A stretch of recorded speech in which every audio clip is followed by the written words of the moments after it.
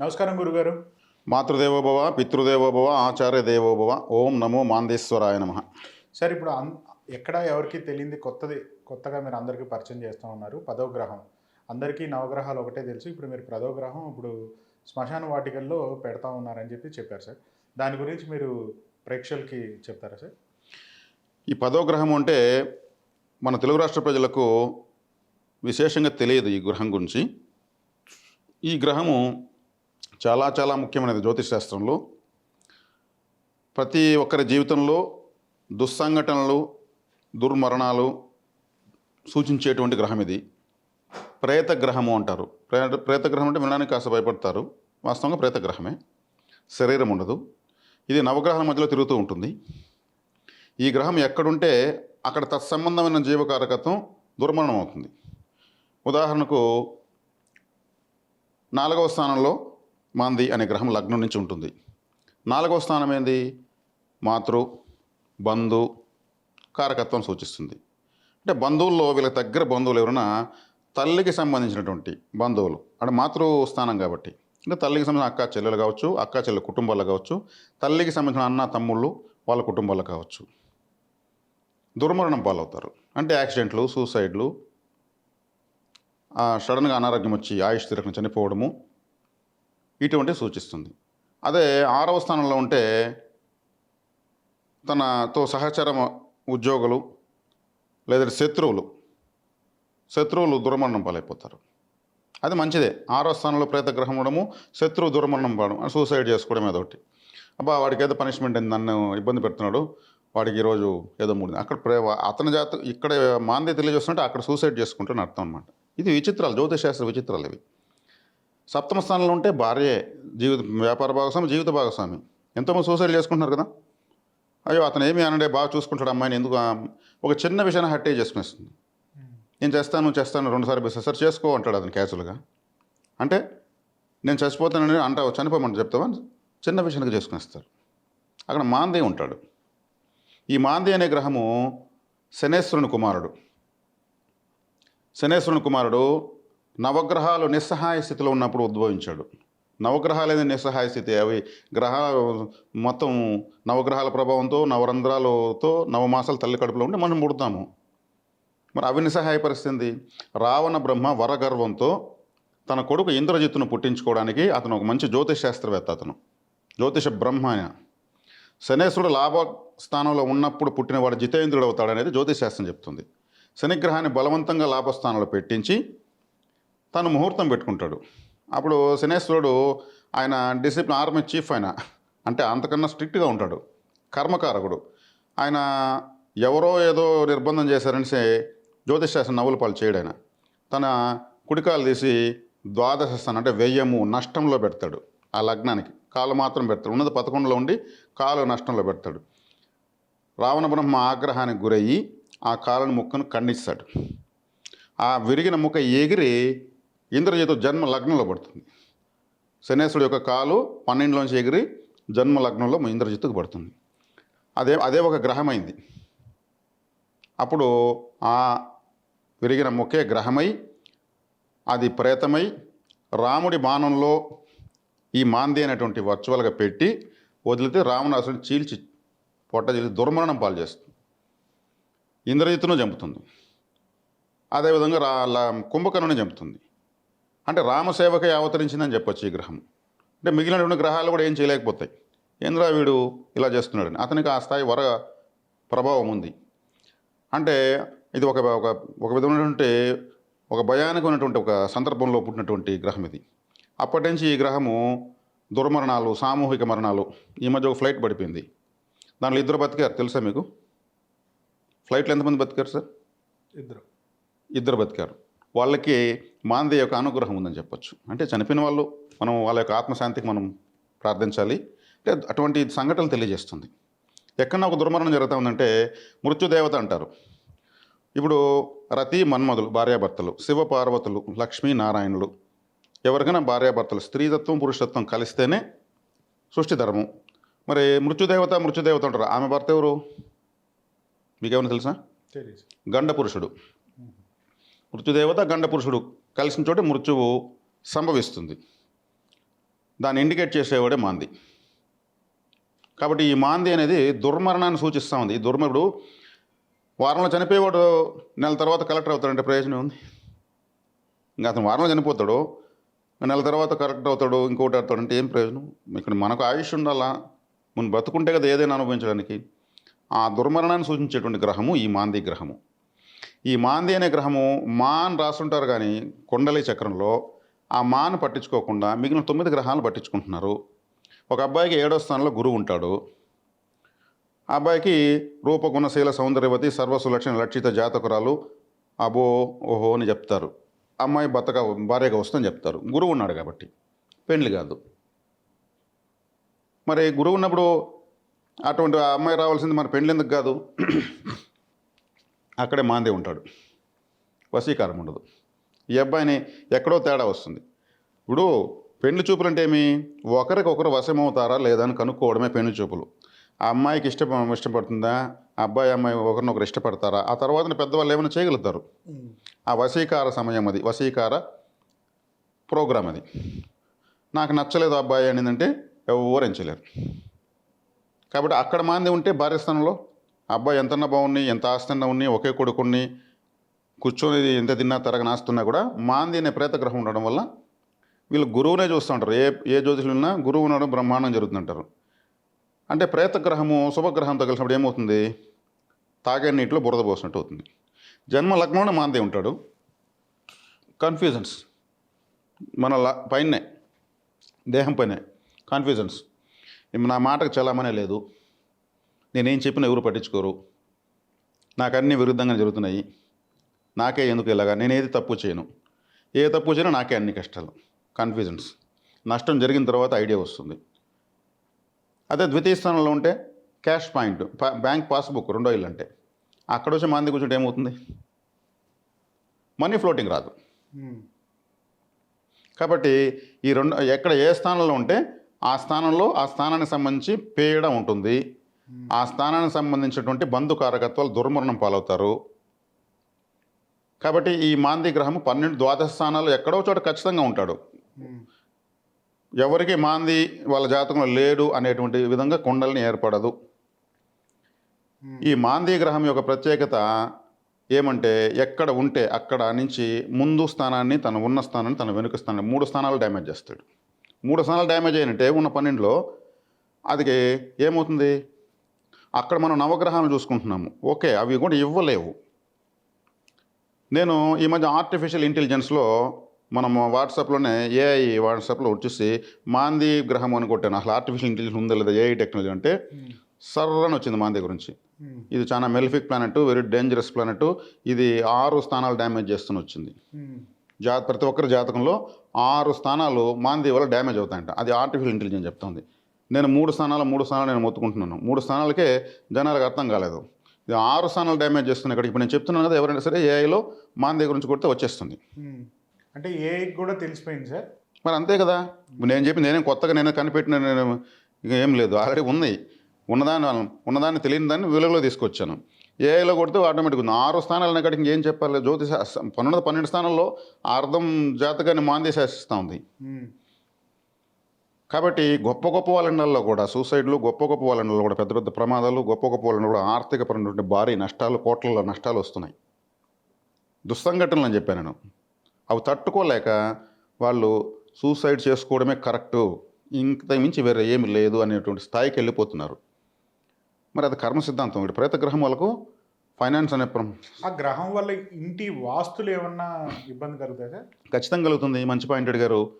గృహస్థానం అంటే 4వ స్థానమే, కుటుంబ స్థానం అంటే 2వ స్థానము. మరి 2, 4కు సంబంధించిన ప్రభావంగానే మాంది ఇప్పుడు 3వ స్థానంలో ఉన్నాడంటే మాంది కుటుంబ స్థానాన్ని, 4వ స్థానాన్ని, 3వ స్థానాన్ని శాసిస్తాడు. వాస్తు ప్రాబ్లం ఉంటుంది. వాళ్ళ ఇంట్లో లైట్లన్నీ వేస్తే కూడా ఒక విధంగా చీకటిగా ఉన్నట్టు అనిపిస్తూ ఉంటుంది. మాంది గ్రహం లగ్నంలో కానీ, గృహస్థానంలో కానీ, కుటుంబ స్థానంలో కానీ ఉంటే భయంకరమైన కళ్ళు వస్తాయి వాళ్ళకు. ఏదో ఆకాశం నుంచి ఎత్తి కింద పారేసినట్టు, లోయల్లో కొట్టుకొని పోతున్నట్లు. ఈ మాంది ప్రభావం కళల్లో వస్తాయి సార్. కళలు, పీడ కళలన్నీ ఎక్కువ వస్తాయి. ఎందుకు ఇట్లా వస్తాయి? ఉలికిపడి లేయడము, ఏదో క్రూర జంతువులు వేటాడి కొట్టి చంపుతున్నట్లు. నేను ఎగ్జాంపుల్ చెప్తాను అంతే, కానీ ఇంకా కూడా భయంకరంగా రావచ్చు. అదేవిధంగా ఈ దయ్యాల బట్టి ఊగుతారు కదా, ఇది ప్రేతగ్రహం కదా. ప్రేతగ్రహం ఉన్నప్పుడు ఏమవుతుంది, వాళ్ళు అమావాస్య వస్తే నాకు దయ్యం వస్తుంది వాళ్ళు గ్రేట్గా చెప్పుకుంటూ ఉంటారు. మ్మ్. నా మీద దయ్యం వస్తుంది అని వాళ్ళు ఊగాలంటే రెడీగా కాసుకొని ఊగుతారు, వాళ్ళు ఇంకా కూడా ఎగురుతారు. మ్మ్. ఇంక లేదన్నా విచిత్రమైన శబ్దాలు చేస్తే వాళ్ళు దయ్యం వచ్చుడు ఊగుతారు, భీకరమైన శబ్దాలు చేస్తారు. ఈ మాంది ప్రభావమే. భూత ప్రేత పిశాచ ప్రవర్తనలంతా కూడా మాంది ప్రభావమే. ప్రేతగ్రహం ఉంది కదా, వాళ్ళు మనలాగా మనుషులే, అలా ఎగురుతున్న వాళ్ళు కూడా. వాళ్ళకి అది చాలా ఇష్టం. నా మీద దయ్యం వచ్చినట్టు మా అందరూ పరిగెత్తారు, ఎవరు ఈదులో ఉండరంటారు. దాన్ని ఒక ఐడెంటిఫికేషన్ లాగా చెప్పుకుంటారు వాళ్ళు. మరి ఇంత తీవ్రమైన ప్రభావాలు చూపిస్తున్నటువంటి మాంది గ్రహాన్ని నాకు ఇష్టదేవతగా, నాకు ఆరాధ్య దేవతగా నేను తీసుకున్నా. మరి ఇది ఎందుకురా అంటే ఆ గ్రహానికి సేవ చేయాలని నేను డిసైడ్ అయిపోయాను. మ్మ్. మామూలుగా కులదేవత, ఇలవెల్పు దేవత, గ్రామదేవత, ఇష్టదేవత రకరకాలు ఉంటారు. నాకు ఇష్టదేవత మాందేశ్వరుడు. ఎందుకంటే ఆయన ఆరాధిస్తే మనకు కలగందంటూ లేదు. మళ్ళీ మాందేశ్వరుని ఆరాధిస్తే ఇంకా నవగ్రహాలు అవసరం లేదు నన్ను అడిగితే. ఎందుకంటే వాళ్ళే నిస్సహాయ స్థితిలో ఉన్నప్పుడు ఈయన ఉద్భవించాడు. మ్మ్. ఒక సినిమా ఉంటుంది, ఇంటర్వెల్ దాకా హీరోని విలన్ ముప్పు తిప్పులు పెడుతూ ఉంటాడు. ఇంటర్వెల్ తర్వాత ఒక కామెడీ యాక్టర్ రూపంలో హీరోకి ఫ్రెండ్ ఒకడు ఎంటర్ అవుతాడు. ఆడు ఎంటర్ అయిన మూలకొని స్టోరీని మొత్తం తిప్పేస్తాడు కామెడీగానే. వాళ్ళు విలన్స్ వీడు దశమగ్రహంలాగా ఎంటర్ అయినాడు, వీడు వచ్చింది మూలకొని సమస్యలు ఎక్కువ అంటే హీరో తరపున విలన్స్ పక్కన చేరుతాడు పడిపోయి. అప్పటి నుంచి స్టోరీ మారిపోతుంది. చాలా ఇంట్రెస్ట్ కూర్చుంటారు. ఏం జరుగుతుంది ఇంటర్వెల్ తర్వాత ఏం జరుగుతుందంటే దశమగ్రహం మాందీలాగా ఒకటి దిగుతాడు. అలా ఎగ్జాంపుల్ చెప్తున్నాను. అట్లా మాందీ గ్రహాన్ని ఆరాధిస్తే మాత్రము ఎంత క్లిష్టమైన సమస్యను ఆ సినిమాలో ఎట్లయితే హీరో కష్టాలు తీరిపోతాయో, ఆయన మన జీవితంలో మనం ఆరాధిస్తే మన కష్టాలన్నింటినీ తీర్చేసి ఆయన హీరోలో నిలబడతాడు మనకు. దీంట్లో ఎటువంటి సందేహం లేదు. మీరు ఇది ఎక్కడెక్కడ ప్రతిష్ఠిస్తున్నారు సార్? ఈ మాందీ అనేటువంటి ఈ గ్రహాన్ని శ్మశానంలో ప్రతిష్ఠించడం చాలా శ్రేష్టం. అంటే ఏ గ్రామంలో అయినా? ఏ గ్రామంలో అయినా సరే. మన భారతదేశానికి ఒక కాశీనగరం ఉంది, అది మహాశ్మశానం. అలా ప్రతి గ్రామానికి ఒక కాశీనగరం ఉంది, అదే ఆ ఊరు శ్మశానం. ఆ ఊరు శ్మశానము చాలా పవిత్రమైంది. ఆ ఊరికి ప్రతి ఊరికి ఉన్న కాశీ క్షేత్రమే ఆ ఊరు శ్మశానం. శ్మశానంలో సాక్షాత్ రుద్రుడు ఉంటాడు, బేతాళుడు ఉంటాడు, పంచవారాహులు ఉంటారు, దశమహావిద్యులు ఉంటారు, భైరవుడు ఉంటాడు, వీరభద్రుడు ఉంటాడు, ప్రత్యంగిరాదేవి, ఆదరణ భద్రకాలు, A to Z అందరూ ఉంటారు. అదొక అద్భుతమైన ల్యాబొరేటరీ. ఆత్మలు అక్కడే ఉంటాయి, ప్రేతాత్మలు. అందుకే అమావాస్య రోజు ప్రేతాత్మల శక్తి ప్రచండంగా ఉంటుంది. అందుకే తాంత్రికులు అక్కడ పూజలు చేసి ఆత్మల యొక్క సహకారం వస్తుంది. ఆ పూజలు చేసి విజయ సంకేతంగా చివరిలో శంఖం మూదేసి ముగించుకుని వస్తారు. వాళ్ళు అక్కడ మరమరాలు ఎలా చల్లితే కింద పడకనే గాల్లోనే మాయమైపోతాయి.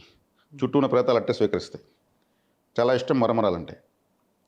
అవి ఎంత ఎక్కువ తీసుకెళ్తే వాళ్ళ పూజకు అవి అంత సహకరిస్తాయి. కాబట్టి శ్మశానంలో ఉన్న శక్తి ఇంకెక్కడా లేదు. కాబట్టి శ్మశానంలో మనం మాందేశ్వరుని ప్రతిష్ఠ చేయడానికి సంకల్పించుకున్నాను. ఇప్పుడు ఎక్కడెక్కడ చేశారు సార్? మంగళగిరి మాందేశ్వర క్షేత్రము మంగళగిరిలో పెట్టడం జరిగింది. అక్కడ మంచాల సాయి సుధాకర్ నాయుడు అని ఒక ఆయన నెంబర్ 1 న్యూస్ ఛానల్ ఎండి ఆయనకు తెలియకుండానే శ్మశానానికి సేవ ఒకప్పుడు చేస్తే అత్యద్భుతమైనటువంటి రాజయోగం ఆయనకు పట్టింది. విశేష ప్రజాదరణ. ఆయన పొలిటికల్గాను ఆయన ఒక కాపు నాయకుడు. ఆయన యాక్చువల్గా కాపు ఉద్యమాలు చాలా విశేషమైన ప్రాచుర్యాన్ని పొందాడు ఆయన. కాబట్టి అవన్నీ ఆయన చూశాడు. అర్థమే కాలేదంట ఆయనకి. అప్పుడు నా జాతకం, నా జ్యోతిష్యం చూసిన తర్వాత ఆయనకు వెనక్కి తిరిగి అది చూసేకాడికి ఆశ్చర్యపోయాడు. అప్పట్లో ఆయనకి దశాభుక్తులు కూడా బాగలేవు. అందరూ మీరు జాగ్రత్తగా ఉండాలని చెప్తుంటే ఆ టైంలో విశేష రాజయోగం కలగడం ఏంటంటే ఇక్కడ శ్మశానాన్ని సేవ చేస్తాడు. శ్మశానానికి సేవ చేస్తే మాందేశ్వరుడు అనుగ్రహించేస్తాడు. అనాథాశ్రమానికి దహన సంస్కారాలు చేస్తే మాందేశ్వరుడు అనుగ్రహిస్తాడు. అంబులెన్స్లో డ్రైవర్లకు అక్కడ పనిచేస్తున్న వాళ్ళకు మనం ఏదన్నా వాళ్ళకు ఇయర్ ఫోన్స్ కానీ ఇంకేదైనా బట్టలు కానీ డబ్బులు కానీ ఇస్తే మాందేశ్వరుడు యాక్టింగ్ ఇచ్చేస్తాడు. ఎందుకంటే దుస్సంఘటనలకు వాళ్ళు సేవ చేస్తున్నారు కదా. మార్చిలో డాక్టర్ సపోర్ట్ ఉన్నటువంటి ఎంప్లాయీస్ వాళ్ళని గుర్తించవచ్చు. ఏనుగుకు చెరుకు గడలు తినిపిస్తే మాందేశ్వరుడు సంతోషిస్తాడు. గేదెలకు బెల్లంతో కలిపి నీళ్లు తాగిపిస్తే మాందేశ్వరుడు సంతోషిస్తాడు. గేదె అంటే దున్న యమధర్మరాజు యొక్క వాహనం కాబట్టి. ఇవన్నీ వ్యక్తిగత పరిహారాల కింద వస్తాయి. కాబట్టి మాందేశ్వర ఆరాధన అనేది చాలా సులభమైనది. ఇదే విగ్రహ ప్రతిష్ఠ శ్మశానంలో పెట్టుకోవడం ఎవరైనా చేయవచ్చా సార్? ఎవరైనా చేయొచ్చు సార్, దాని ఏముంది. ఇప్పుడు అన్ని మతాల వాళ్ళకు శ్మశాన వాటికలు ఉన్నాయి. అంటే ఇప్పుడు మీరు చెప్పిన 2-3 ఈ ఇప్పుడు గేదె కంటే బెల్లం నీళ్ళు తాగిపించడం చాలా సులువు అంటే దగ్గరలో. అవును. అవి ఎన్నిసార్లు తాగించాలి? ఎన్ని వారాలకు ఒకసారి తాగించాలి? లేకపోతే నెల అవకాశం ఉన్నప్పుడు తాగించడం మంచిది. మనం కేజీలు తీసుకుపోయి బెల్లం నీళ్ళు తాగిస్తుంటే ఆ ఓనర్లు కూడా ఇదేదో వాళ్ళేదో చేసుకొస్తున్నారు మన గేదెలకు వద్దు బాబు అని కూడా నాకు నివారించారు. నాకు చాలామంది ఫోన్లు చేశారు. నేను చెప్తున్నాను కదా బెల్లం తక్కువ రేటుకి దొరుకుతుంది. కేజీలు ఇవి పెడుతున్నారు. అవి తీయగా ఉంటే జమ్మని ఆరెంజ్ జ్యూస్లాగా జమ్మని లొట్టలేసి తాగుతున్నాయి, హ్యాపీగా ఉన్నాయి, సంతోషంగా ఉన్నాయి. మామూలుగా తౌడు తిని వాటికి కూడా ఎగుటు. కొత్తది ఏమన్నా దగ్గర. కాబట్టి అట్లా చేసుకోవచ్చు. ఎక్కడైనా ఆలయంలో ఏనుగుంటే ఏనుగు చెరుకు గళ్ళు అరటి పండ్లు తినిపించి దాని యొక్క ఆశీర్వాదం తీసుకోవచ్చు. ఏనుగు తొండంతో నీళ్ళు మొహాన్ని కట్టించుకుని కూడా మంచిది. సాక్షాత్ విఘ్నేశ్వరుడే కాబట్టి అవకాశంలో కూడా ఉపయోగించుకోవచ్చు. కాబట్టి అనాథ సేవలకు ఈ మధ్య కరోనా సమయంలో ఎంతోమంది కొన్ని వేల సేవలు ఉచితంగా చేశారు, సేవ చేశారు. వాళ్ళ తరతరాలకు తరగనటువంటి కీర్తి ప్రతిష్టలు మాందేశ్వరుడు ఇస్తాడు. వాళ్ళ తర్వాత కూడా అదంతే రూల్. అది వాళ్ళ జాతకాల్లో మాందేశ్వరుడు వ్యతిరేక పరిస్థితుల్లో రాడు. ఇది మీరు చెప్పిన పరిహారం ఎవరెవరు చేయొచ్చు సార్? ఇది అందరూ చేసుకోవాల్సింది. ప్రతి ఒక్కరి జాతకంలో మాంది ఉన్నాడు. 3, 6, 10, 11 స్థానాల్లో మాంది యోగిస్తాడు. అందరికీ 3, 6, 10, 11లో ఉండడు కదా. లగ్నంలో 2, 4, 5, 7, 8, 9, 10, 12 స్థానాల్లో మాందే ఉంటాడు. ఎక్కువగా దుస్థానాలు ఏమో ఆయనకు ఇదవుతాయి. కష్టాలు రాని వాళ్ళు లేరు, వర్షంలో తలని వాళ్ళు లేరనే మార అయిపోయింది. ఇప్పుడు ఈ మాంది అనే గ్రహము కూడా ఎక్కువ ప్రభావం చూపిస్తూ ఉంది. కాబట్టి ఈ మాంది యొక్క ప్రభావం చాలా తీవ్రంగా ఉంటుంది. పిడుగుబడిన దానికన్నా ఇంకా వేగంగా ఉంటుంది. బాగా సంపాదించి అనుభవించే సమయంలో ఒక యజమాని చనిపోతాడు. సంపాదించిన అనుభవించలేక అందరూ బాధపడతారు. ఇటువంటి దుర్మరణం సూచిస్తుంది. కాబట్టి ఈ ప్రేతగ్రహం యొక్క ప్రతిష్టాపన శ్మశానంలో చేసుకోవడం ఉత్తమం, ఉత్తమోత్తమం. ఎందుకంటే మామూలు ప్రదేశాలు చేసి ఎప్పుడు కూడా దేవతా ప్రతిష్ట మామూలు ప్రదేశాలు చేసి కొద్ది రోజులు ఇంట్రెస్ట్కి చేసి వదిలేస్తే ప్రతిష్ఠించిన నాకు, ప్రతిష్ఠింపజేసిన వాళ్లకు చాలా అరిష్టం. లేదంటే ఇది చేయకుండా ఉండడం ఉత్తమం. నేను చెప్పినట్టు వ్యక్తిగత పరిహారాలు చేసుకోవడం శ్రేష్టం. కాబట్టి శ్మశానంలో పెట్టడం వల్ల ఏంటంటే, నేను ఎందుకు శ్మశానం అంటున్నానంటే ప్రేతగ్రహం కాబట్టి అక్కడ పెట్టడం వల్ల ప్రతిరోజు అక్కడ ప్రేతాత్మలు వచ్చి పూజ చేస్తాయి, ఉత్తమ గతిని ప్రసాదించమని. అదేవిధంగా ప్రతి శవం వెళ్ళినప్పుడు కూడా ప్రతి ఒక్కరూ ఆ చరిత్ర రాస్తాం పక్కన బోర్డులో. చదివిన తర్వాత ఆ గ్రహం యొక్క ప్రాముఖ్యత చరిత్ర రాస్తాం.